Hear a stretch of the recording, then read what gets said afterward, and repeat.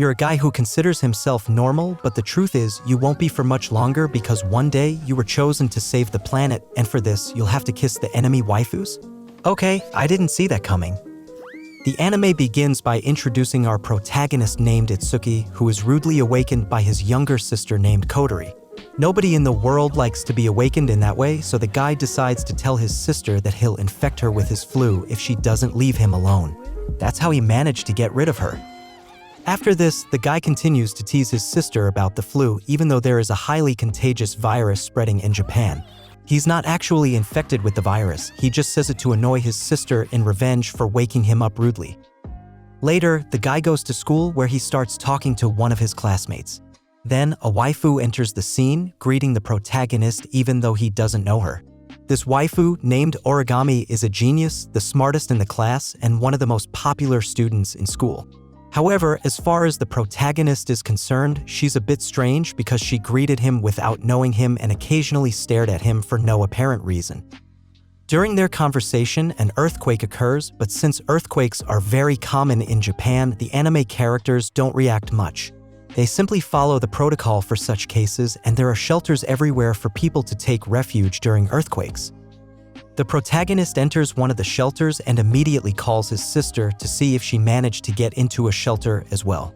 Unfortunately, when he checks her GPS, he realizes she didn't. So he decides to go out and search for her. However, just as he does, an explosion occurs in front of him and there's a waifu with a sword involved.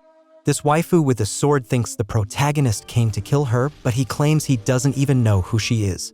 Then, other waifus arrive to confront them in power duels, and one of them happens to be Origami, the intelligent girl from their class. The protagonist doesn't understand why his classmate is now wearing a suit and using powers, but during a clash of powers, he is hit by the shockwave. In the next scene, he wakes up on a spaceship being attended to by a nurse.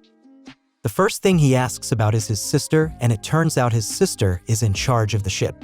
She explains to him that the waifu with the sword who caused the explosion is a spirit whose purpose is to cause chaos on Earth.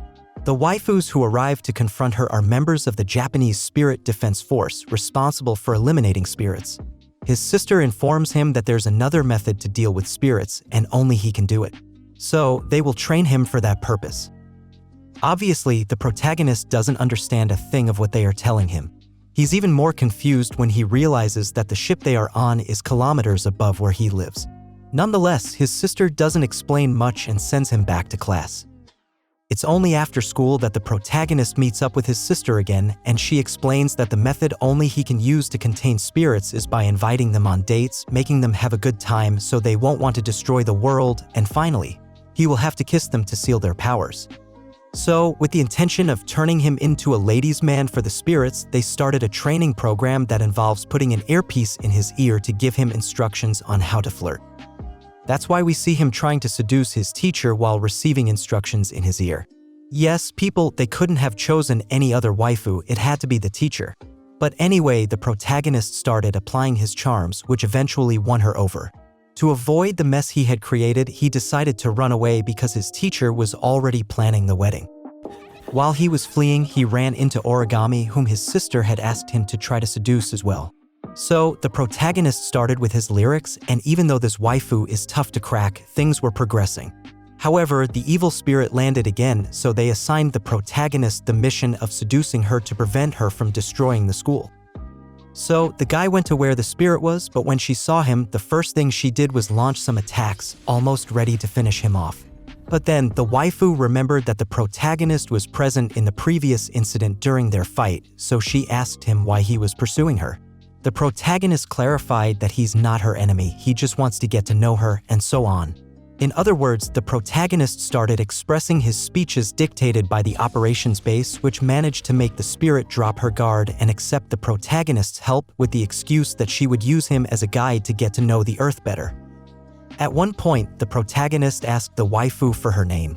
However, she told him she didn't have a name, so she gave the protagonist the freedom to choose one for her. This caused a frenzy in the operations base as they searched for a nice name for the waifu. However, in the confusion, they ended up choosing a very ugly name that she didn't like. Due to this, she was about to leave because she thought the protagonist was making fun of her. But before they blew her head off, the guy corrected the name, baptizing the waifu as Toka. Well, she liked this name. However, just when it seemed like everything would be peaceful, the spirit hunters arrived to shoot Toka. This was the right moment for the guy to invite the waifu on a date, which he did. The problem was that Toka didn't know what a date was, and before the protagonist could explain, Origami intervened between the guy and Toka. However, this time, Origami ended up in worse shape. After they took her to the hospital, Toka appeared to tell the protagonist that she would indeed accept his date invitation. Itsuki then told her that to go out without raising suspicion, it's better if she changes her clothes. So, he showed her a picture of the school uniform, which she was able to replicate easily, making her look like a regular student. During the date, the protagonist treated Toka to some bread, and she reacted as if she had tasted something out of this world. Well, in her case, it was since she comes from another world, and when she tries human food, she gets quite surprised and excited. And she hasn't even tried the rice with eggs I make. Later on, the guy took her to a restaurant where the waitress turned out to be his sister. Of course, she was conspiring to make the waifu fall in love with the protagonist, so she scolded him when she noticed that he could ruin the date. Furthermore, when the protagonist and Toka left the restaurant, his sister invented some fairgrounds to keep Toka entertained.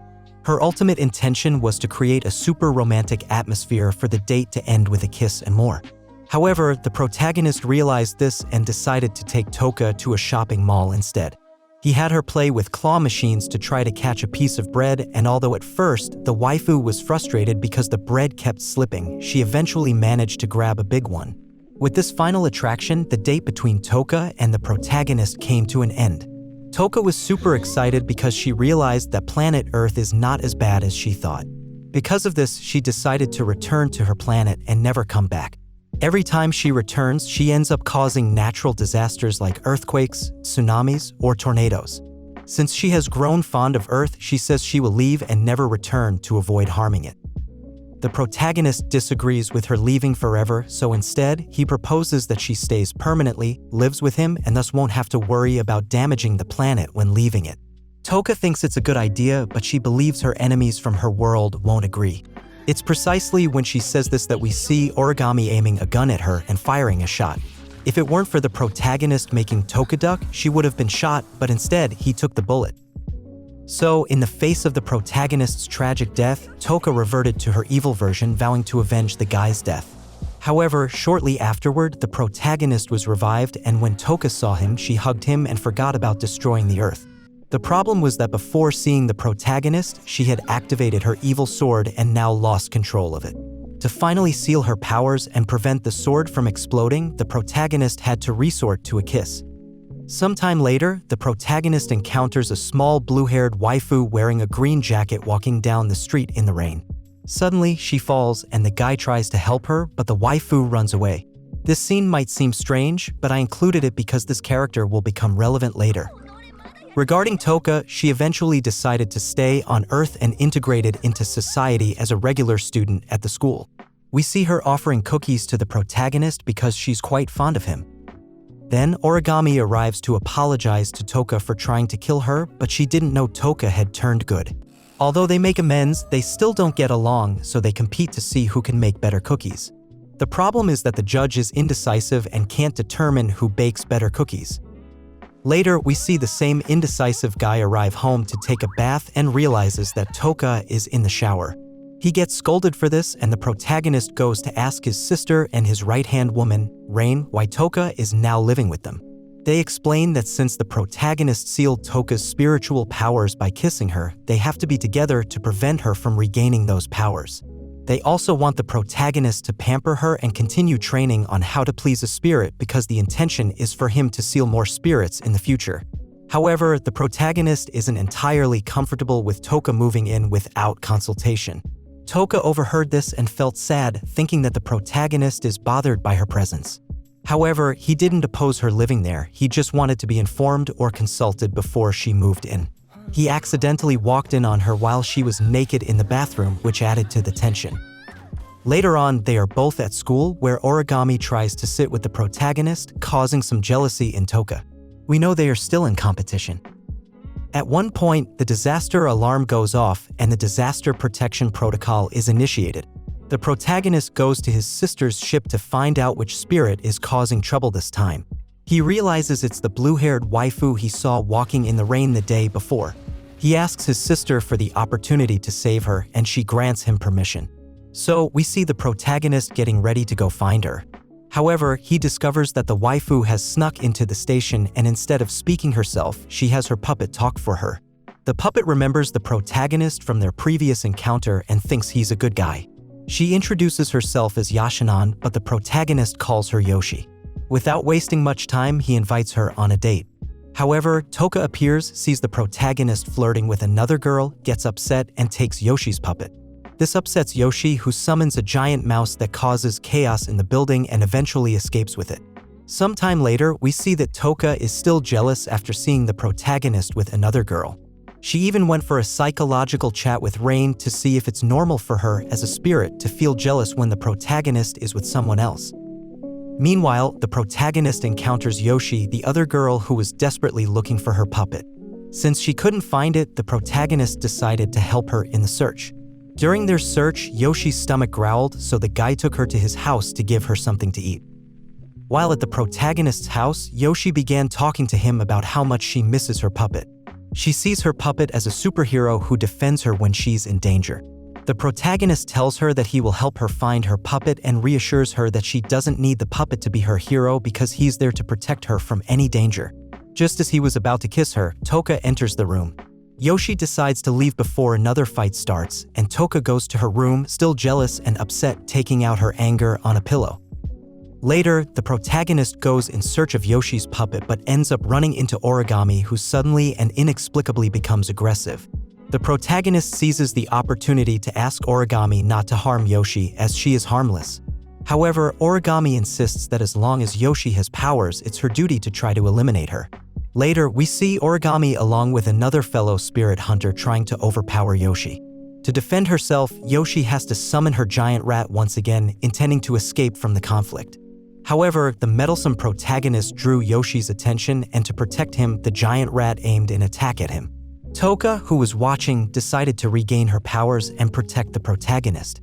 After 5 attempts, she finally managed to create a barrier to prevent the protagonist from being turned into mush. Seeing that the waifu has regained her powers, the protagonist pleads with her to help Yoshi. However, now that Toka has her powers back, Origami is also trying to overpower her. On the other hand, the protagonist took advantage of Origami's distraction with Toka to go to Yoshi and return her puppet. He took the opportunity to kiss Yoshi, sealing her powers in the process. The next day, we see that all the characters in the series suddenly decided to go on vacation to the hot springs as planned by the Spirit Hunters army workers. The protagonist and his group are already on their way to the hot springs in a car. However, Toka is still not used to sharing the protagonist with Yoshi. So, at one point, she threw a tantrum and kicked the car. Due to her great strength, they all ended up sinking in the car. As a result, we later see that they had to continue their journey on foot because the car was completely damaged. Naturally, Toka is feeling sad because she knows she is to blame. This is when the protagonist has to go and console her to make her feel better. Suddenly, a strange cylinder appears behind them, which turns out to be controlled by the army people who are spying on the spirits' activities. In case they become violent, they can neutralize them. Most of the spirit hunters were already on their way to the hot springs. However, they encountered various obstacles and had to use their powers. At one point, they activated some traps that launched missiles. One of them hit the place where the protagonist and his waifus were. Yoshi's puppet flew away. I don't know what's up with that puppet, but it gets lost easily. This caused Yoshi to start crying, and he accidentally froze the entire floor with one of his powers. To prevent a bigger disaster, the protagonist ran to find the puppet. The problem was that when he found it, a massive power ball struck the location. Luckily, Toka arrived just in time to cover him with a barrier, otherwise, the guy would have been torn to pieces. Afterward, the protagonist and his waifus managed to reach the hot springs, just like the spirit hunters did.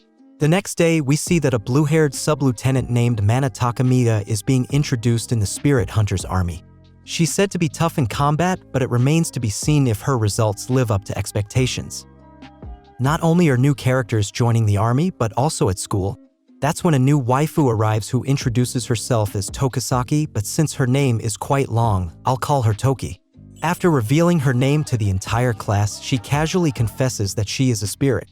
Yes, folks, this waifu feels no shame in presenting herself to the class as a spirit. Following this, she goes straight to the protagonist's desk and asks him to be the one to teach her about school. Of course, since the protagonist is a spirit tamer, he agrees to be the one to teach the newly arrived spirit about school. As we know, the protagonist's goal is to win her heart to seal her powers and prevent her from causing harm to the planet.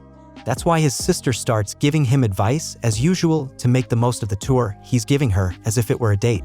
So, we see the protagonist inviting the waifu to the cafeteria. In addition to showing her around for the first time, he'll have a chance to have a romantic encounter. However, it's unnecessary for the protagonist to conquer this waifu because it's clear that she wants to win him over. Not only did she approach him first, asking him to be her school guide, but she also displays a rather flirtatious attitude to the point where she was lifting her skirt to show the protagonist what's underneath. Naturally, the guy got really nervous since they're in the middle of school, so Toki stopped his advances. However, right there, she confessed to the protagonist that she's interested in him and was about to tell him the reason and ask him for an intimate favor when the other two waifus of the protagonist, who were of course eavesdropping on their conversation, suddenly appeared. As both waifus are jealous, they decided to stay with the protagonist to accompany him on the tour.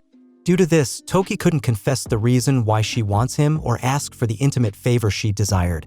However, when she said goodbye, she whispered in his ear that she hopes they can spend some time alone. After this, the waifu leaves, happy to have had her first encounter with the protagonist. However, she runs into some guys who want to kidnap her for their own purposes. Toki doesn't object to this and invites them to an alley. The twist is that once they're inside, Toki devours all three guys and then Mana appears.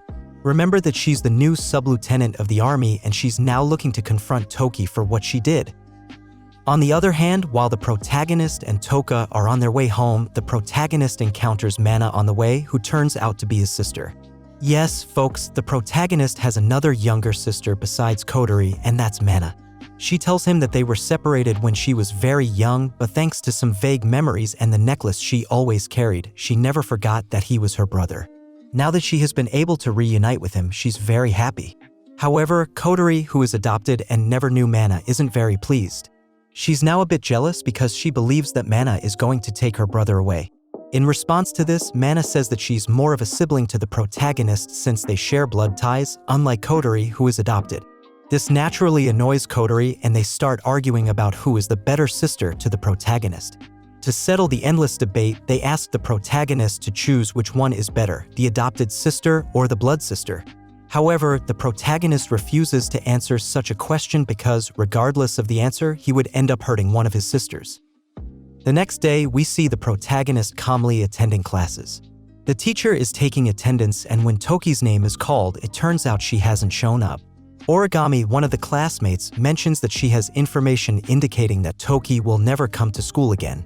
However, shortly after, Toki appears, leaving Origami quite surprised since she had information that Toki would never return.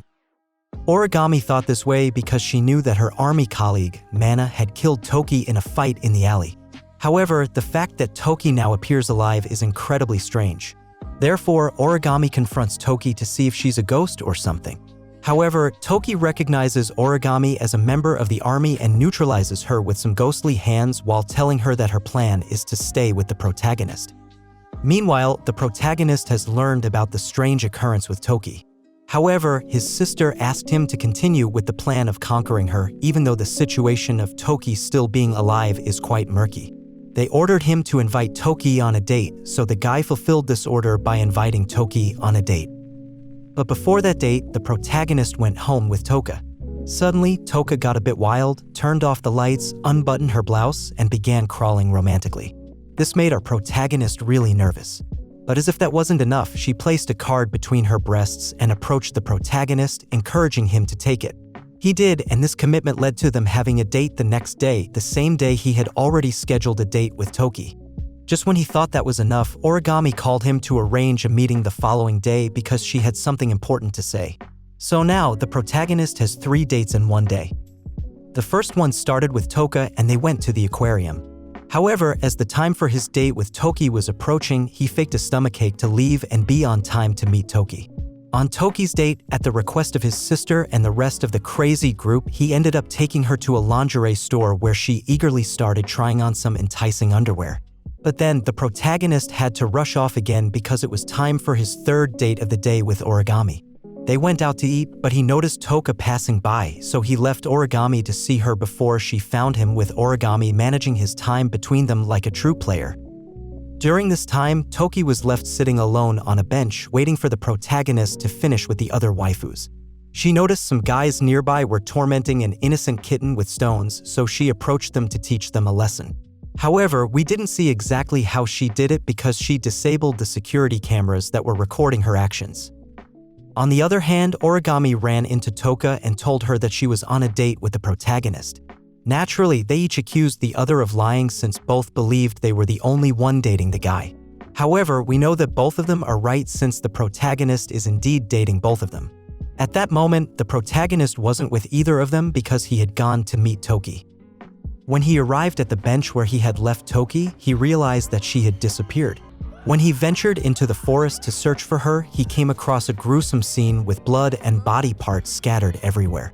Toki was there, pointing at the only guy who had been abusing cats and who was still alive. She had already dealt with the others mercilessly. She was about to do the same to this last guy, and the protagonist was shocked to witness how she had brutally ended the lives of so many people.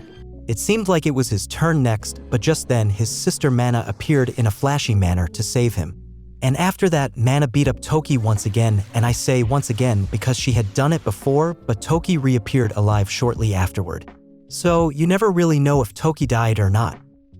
Indeed, Mana herself confesses to the protagonist that Toki is a spirit whose main ability is to reappear in another place after her death. She is willing to keep beating her up every time she reappears to see if one day she actually dies for good. Later, the protagonist met Toka and told her about what happened with Toki. He expressed his sadness at the fact that Toki keeps getting killed. He wants to find a way to make Toki stop being a threat to the planet so they won't have to keep killing her repeatedly. Toka reluctantly gives him permission to tame Toki like he did with her. She says it now, but she'll probably get jealous later. Anyway, the next day, Toki reappears on the school rooftop where she transforms into an evil spirit and spreads a dark aura throughout the area. This aura made people who were affected by it feel fatigued. Toki calls out to the protagonist to come to the rooftop, and he goes there immediately. On the rooftop, Toki confesses that the barrier she has created is extracting life energy from people and giving it to her. She needs to do this periodically to use her powers. However, she says that if she eats the protagonist, who possesses something all spirits desire thanks to the power of the script, she won't need to consume energy from others anymore. Knowing that he is important to Toki because she can achieve a state of perfection with him, the protagonist threatens to take his own life if she doesn't remove the barrier. This is not just an empty threat because he actually jumps off the rooftop. However, Toki saves him because she needs him alive to do what she wants. She agrees to the protagonist's request to remove the barrier. Afterward, Toki was preparing to consume the protagonist, but Mana arrived and managed to rip off one of her arms. However, this time, the outcome of their fight was going to be different because Toki had become more powerful after absorbing the energy from the school's people. She severely beat up her Mana. Just then, Toka and Origami arrived as reinforcements, but the problem was that Toki summoned all her versions from different timelines. The situation looked very complicated now. In fact, Toki was about to blast them all away with a massive black ball, but then the least expected heroine appeared to save them, Kill3R. It turns out that she can fly now, and she's quite powerful. And it doesn't matter if they shoot her 15 times, including one in the forehead, she is still capable of getting up to continue facing all the Tokis. After a while, Kill3R had managed to defeat almost all of them, leaving only one Toki, whom she had in her sights. If she killed this Toki, Toki would cease to exist without resurrections. That's why the protagonist's sidekick went to defend her, because if Kill3R shot her, Toki would die forever. Well, we already know that the protagonist is not in favor of eliminating spirits. He prefers to make them part of his harem. But anyway, Kill3R still fired, and since the protagonist didn't move, he ended up taking the full impact of the shot. That's why later we see him waking up in the hospital. They tell him that after he took the shot, Toki managed to escape. Mana and Origami were also taken to the hospital but are out of danger. Kill3R is in one of the ship's offices. Naturally, the protagonist went to visit her to ask who the heck she is. Suddenly being so broken is not normal, so the protagonist wants an explanation. To this, Kotori tells him that when she was born, she was human, but suddenly she underwent a transformation and became a spirit. The amazed protagonist asks her why, but no, the waifu says she doesn't know the reasons. One day, she just became a spirit without understanding why. All she knows is that thanks to the protagonist being her brother and always being with her, she could control her powers to avoid harming the people of the earth. From then on, she decided to use the protagonist to save other spirits going through the same situation. However, seeing the situation the protagonist was in, Kotori ended up releasing 100% of her powers. Now, she says she must seal them again. To achieve this, the protagonist must do the same as he did with Yoshi and Toka, but this time with her. Invite her on a date and make her, his own sister, fall in love with him. I know, people, this is very strange, and even Kotori herself knows it, which is why she almost faints. Well, actually, it wasn't because of that, folks. The reason for her almost fainting is that since she has now released 100% of her powers, her body is starting to suffer the consequences. So the protagonist has no choice but to go on that date. But before that, the protagonist went to the hospital to visit the other waifus who were injured. In one of those visits, he ran into Origami, who is actually fine now. However, when she saw that the protagonist was going to visit the other waifus, she pretended to be dead so that the protagonist would attend to her. With that excuse, she made the protagonist accompany her to her bed, where things got a bit heated. But well, we're not here for that. The point is that after Origami got over her momentary passion, she asked the protagonist who the fire spirit was that appeared in the middle of the battle against Toki. She couldn't see well who it was since she passed out shortly afterward. The protagonist doesn't want to tell her that the fire spirit was his sister Kotori.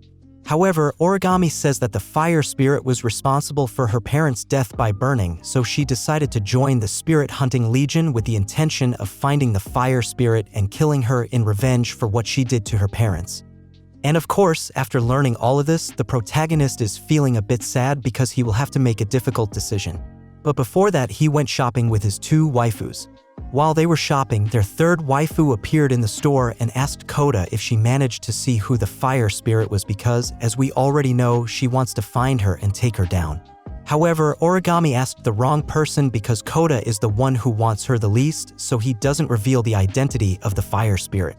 Among other things, because she also doesn't know that it's Kotori. All the waifus who were in the battle fainted before seeing that the fire spirit was Kotori. So, since they couldn't make progress regarding the fire spirit, the waifus decided to compete to see who could find the best swimsuits. Naturally, they chose the protagonist as the judge, and he felt quite uncomfortable because the waifus kept showing themselves off.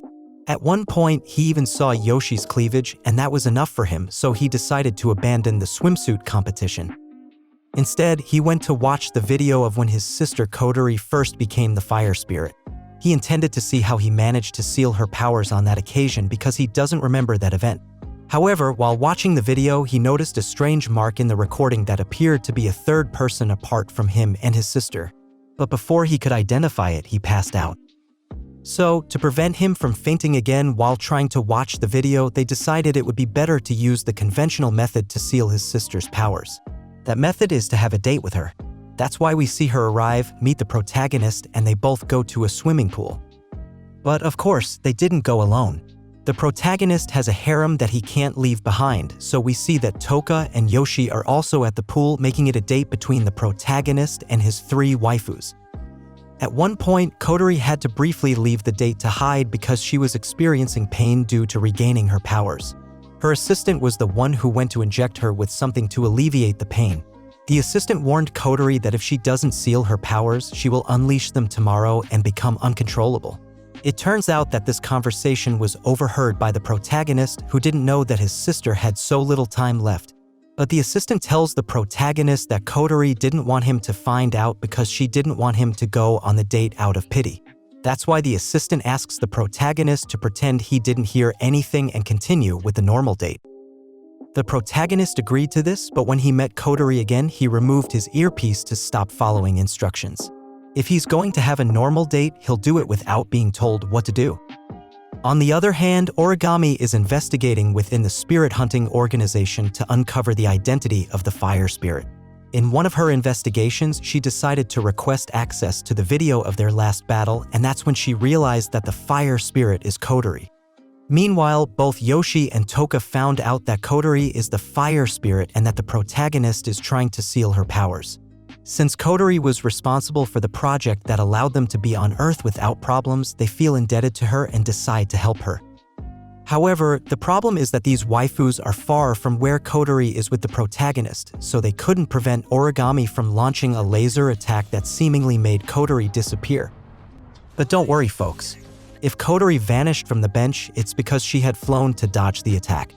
That's why we see her land stylishly, telling Origami that she has no intention of being killed. Afterward, she transforms into the fire spirit and starts giving Origami a beating. However, Origami came prepared with her military technology, so she puts up a good fight against Kotori. Nevertheless, in one moment, Kotori managed to knock Origami down. But just as she was about to finish her off, Origami revealed that her parents died because of Kotori, and that's the reason for their fight. Hearing this, Kotori was shocked because she didn't know she had caused Origami's parents' death. This moment of vulnerability was seized by Origami to capture Kotori, but then the protagonist stepped in to prevent his sister from being undressed. Kotori explained to Origami that her vengeance was against the fire spirit, not her younger sister. However, Origami insisted that her younger sister is the fire spirit, so it's the same thing. The protagonist tried to make Origami understand that her sister was possessed, and he saw the real spirit that possessed her in a video. All they needed to do was to separate the spirit from his sister, but Origami didn't believe in such things. She still intended to eliminate Kotori, but Toka and Yoshi intervened in defense of the protagonist and Kotori. The protagonist took advantage of the situation to take Kotori to a secluded spot, where he kissed her, sealing her powers. After this, Kotori fainted, and the protagonist was looking for a safe place to shelter her. However, at that moment, Origami launched an attack at them, which the protagonist managed to neutralize. This was possible because, after the kiss, the protagonist became the fire spirit. He told Origami that if she wanted revenge, she should now target him. But in the end, Origami didn't have the heart to do it. Later on, we see that Kotori was able to become human again, and the protagonist went to kiss Toka as a token of gratitude for her help. However, Yoshi's puppet intervened, suggesting that the story will continue. If you want this summary to continue as well, leave the word spirit in the comments, and I'll get to work on bringing you a second part of this summary.